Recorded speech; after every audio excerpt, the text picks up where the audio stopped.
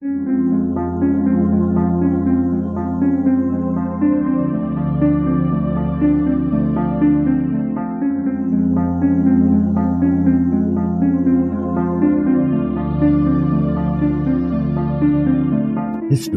tells the story of the world and of our lives.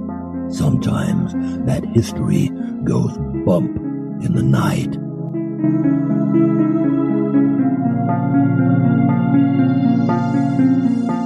Broadcasting from the center of oddity and the supernatural in Central Florida, it's the History Goes Bump podcast.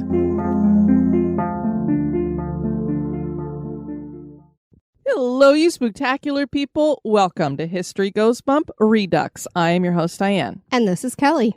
Kelly, on this Redux, we're going to be revisiting the legend of Krampus, just in time for Christmas. I promise I've been a good little girl. Liar. Well, I had my fingers crossed behind my back. I know we're a little bit away from Krampusnacht, which was back on December 5th, but we thought we'd do this one just because we're in that holiday season. Better late than never. Exactly. Are you ready to go back? I'm ready.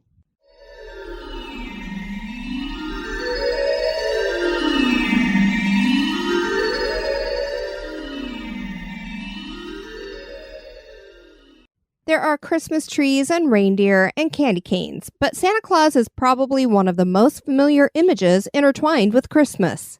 Most of us as kids were raised with the warning that you better be good, for goodness sake, or you would end up on Santa's naughty list and thus receive coal in your stocking. But as we trace back the various traditions associated with the holiday season, we come upon a character that has been around longer than good old Saint Nick, and the warnings that came with him were far more dire. On this Redux episode, we will explore the origins, history, and terror that are part of the legend of Krampus.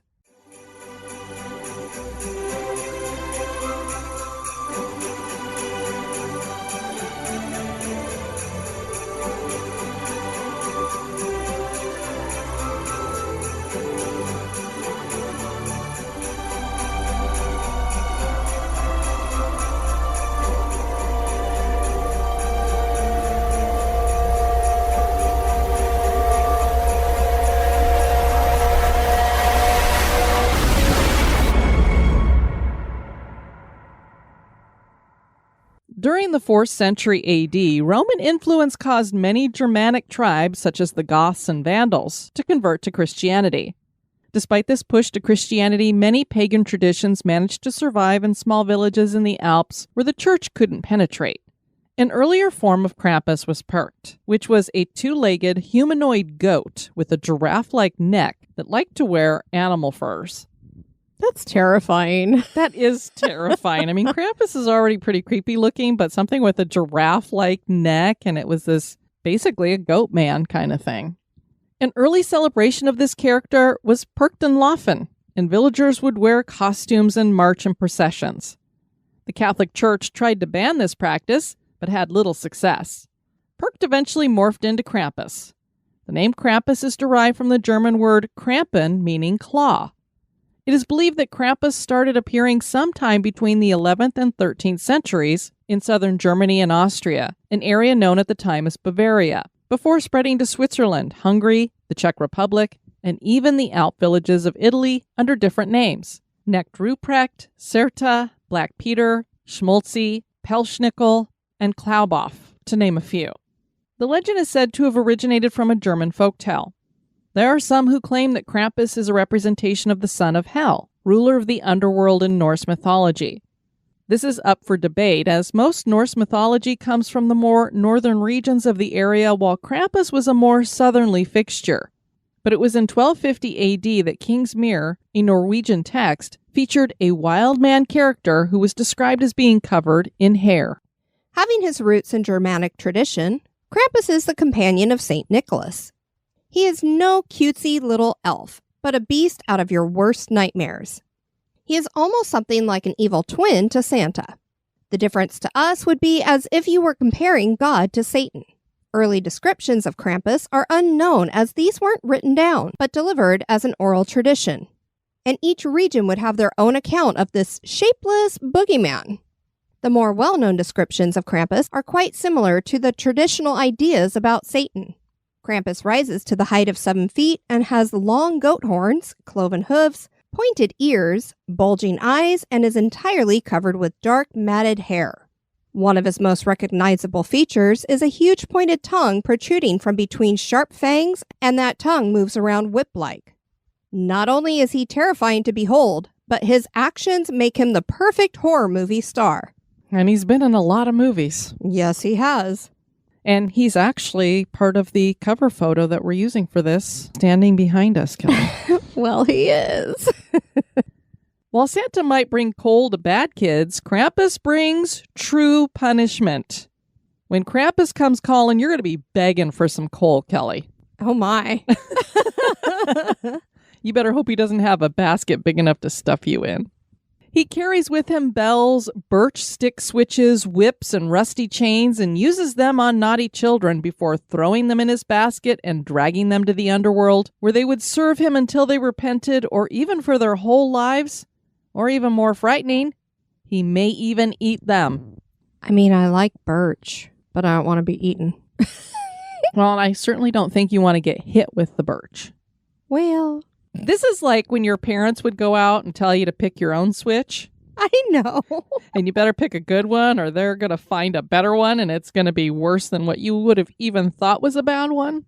I may be a masochist. So when Krampus comes along and goes, find a switch. The bells he carries are rung to warn the children that he is coming.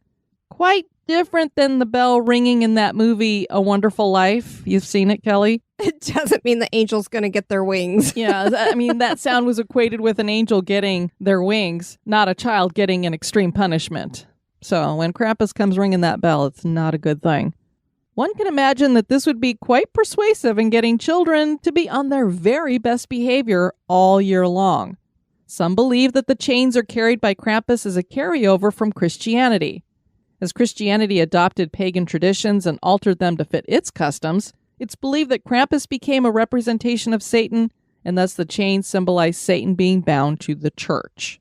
And that's interesting because I had always wondered whenever you see Krampus depicted, whether it's a postcard or a card or something else from the past, I was always like, why has he got chains like either around his neck or he's holding them in one of his hands? I couldn't figure that out because I'm like, surely he's not beating people with the chains. I guess he could be wrapping the people up in the chains. I'd never thought about that. You've been pretty naughty this year. You may just find out. We're both going to be going for a trip down to the underworld, maybe. Krampus was given his own night, which is still observed today. Krampusnacht, also referred to as Krampus Night, which is celebrated on December 5th. As something that shows the binding of St. Nick with Krampus, areas of Germany and Austria observe St. Nick's feast on December 6th. On Krampusnacht, Krampus runs around making loud noises and scaring the children. It is customary to offer a drink of warm schnapps to Krampus.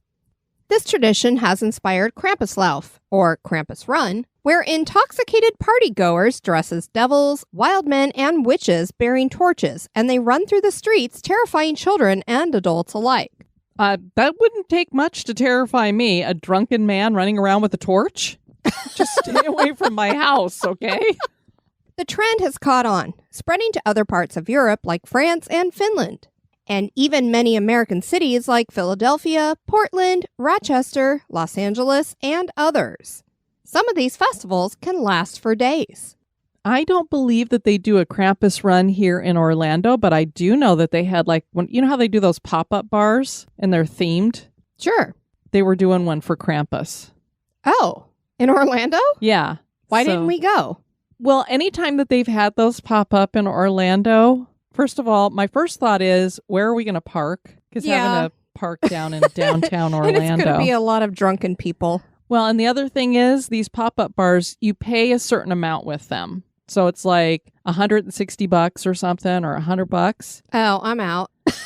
But then they offer to give you 4 specialty cocktails. Well, you and I mean, if we could share never make it home. Yeah, if we could share, we might be okay. But 4 cocktails each, I'd be like, I guess I'm going to curl up over there on a park bench because I ain't driving. No. I've been looking to walk somewhere.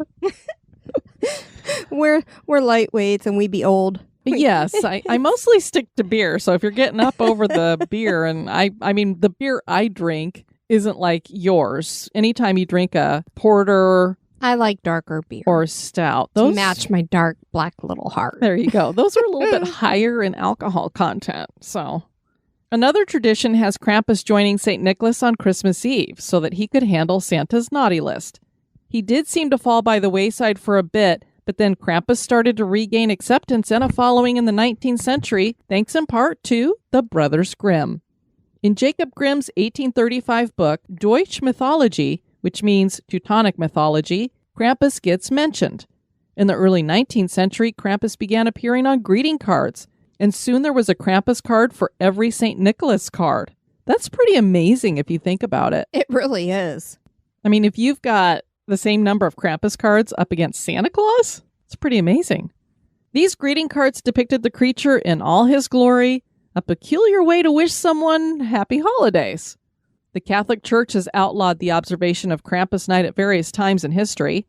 During the reign of the Third Reich, Krampus was outlawed as being a socialist, but was allowed to invade the streets again when World War II came to an end. Yes, even the Nazis feared Krampus, Kelly. If he comes after the bad kids, I don't think you get much more evil than the Nazis. Indeed. Although St. Nicholas has been given the job of punishing naughty kids by either not bringing them presents or leaving them coal in their stockings, Krampus is making a comeback and has become commercialized. You can find him everywhere from t-shirts to comic books and even Hollywood horror movies. Krampus has been on American Dad, Supernatural, The Colbert Report, and Grimm. When discussing a creature like Krampus, it's only fitting to discuss someone else who appears in the folklore of the Alps region and is sometimes seen as a partner to Krampus, and that is Perchta. So remember I said that he is also called Perched? I guess Perchta would be kind of the female counterpart here.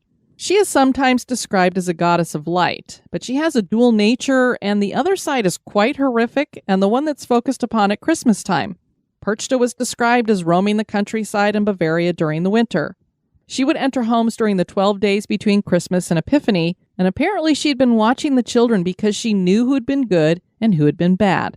Good kids got coins in their shoes, but woe to the bad kids because Perchta was worse than Krampus. She would just slit their bellies open then and there. She'd clean out their guts and stuff them with straw.